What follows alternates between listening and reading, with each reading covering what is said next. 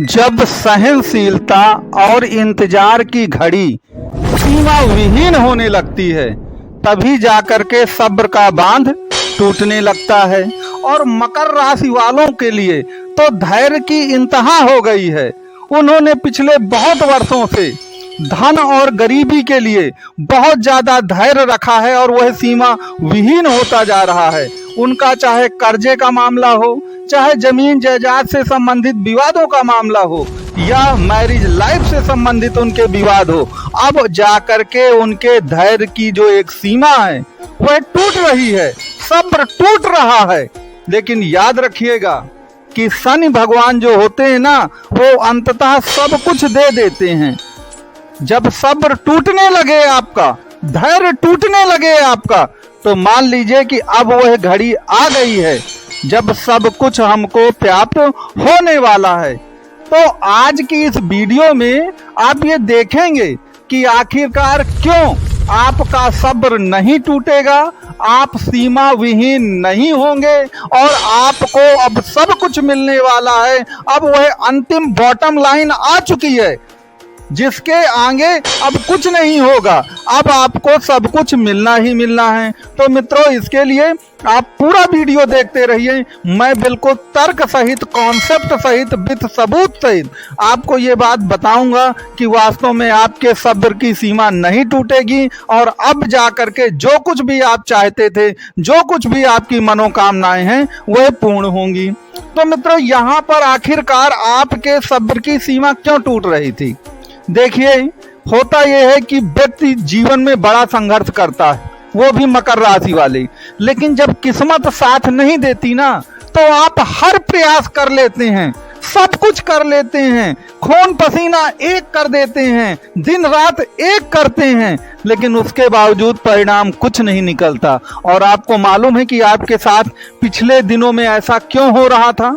क्योंकि 18 सितंबर से पहले, अर्थात कहने का मतलब ये है कि आपके जो भाग्य के स्वामी हैं, जो शुक्रदेव महाराज हैं, जैसा कि आप चार्ट पे भी देख रहे हैं, शुक्रदेव महाराज आपके भाग्य भाव पर नीच राशि में और कन्या राशि में जाकर के विराजमान हो गए थे। तो अब पता चला कि एक तो वैसे खराब दिन है और भाग्य भी हमारा साथ नहीं दे रही, तो जिसके कारण से हमारा सब्र का जो बांध है वह टूटता जा रहा था। लेकिन 18 सितंबर से लगा करके आपके 13 अक्टूबर तक जो आपके शुक्रदेव महाराज हैं, वह अब आपके 10वें भाव अर्थात तुला राशि में प्रवेश करेंगे, जो कि उनकी स्वयं की राशि है। और इस राशि में आकर के जो शुक्रदेव महाराज हैं, वह मालव्य नाम का राजयोग बनाते हैं। तो मालव्य नाम का जो राजयोग है वह आपको 18 सितंबर से मिलने जा रहा है। यहाँ पर एक बात याद रखिएगा कि जो मालव्य नाम का राजयोग है, तो अगर मालव्य का आप शाब्दिक अर्थ जाने तो मालव्य का अर्थ ही होता है धैर्यवंत होना, धैर्यवान होना, धैर्यवंत होना। तो कहने का तात्पर्य यह है कि अब जो धैर्य आपका खोता जा रहा था, सब्र का बांध टूटता जा रहा था, शुक्र के द्वारा जो मालव्य योग बनाया जा रहा है, उसके कारण से अब आपका धैर्य नहीं टूटेगा और आप सीमा विहीन नहीं होंगे। सब्र का जो बांध बिल्कुल लग रहा था कि टूटने ही वाला है, वह अब आपका ऐसा नहीं होगा। अब जब शुक्र इस भाव पर आता है तो आखिरकार क्या होता है, उसकी आप एक विश्लेषण जानें। देखिए, आपके 10वें भाव जॉब और प्रोफेशन का है। अब देखिए, जॉब और प्रोफेशन से ही इस कलयुग की दुनिया में सब कुछ जुड़ा है। सभी समस्याएं की उत्पत्ति वहीं से होती है। अगर आपके पास जॉब नहीं है, आपके पास कोई अच्छा प्रोफेशन नहीं है, तो निश्चित तौर पर आप बेरोजगार हैं। आप बेरोजगार हैं तो धन की तंगी आनी ही आनी है। जब धन की तंगी आती है तो आप जानते हैं कि लाख समस्याएं अपने आप चली आती, चाहे वह मैरिज लाइफ की समस्या हो। आप देखिए कि वह पुरुष बेचारे जो जॉबलेस हो जाते हैं, जिनके पास रुपया पैसा नहीं है, उनके घर में कितनी कलह होती है पत्नी से। कई बार तो वो मामला ऐसा हो जाता है कि पत्नी छोड़ के भी चली जाती है।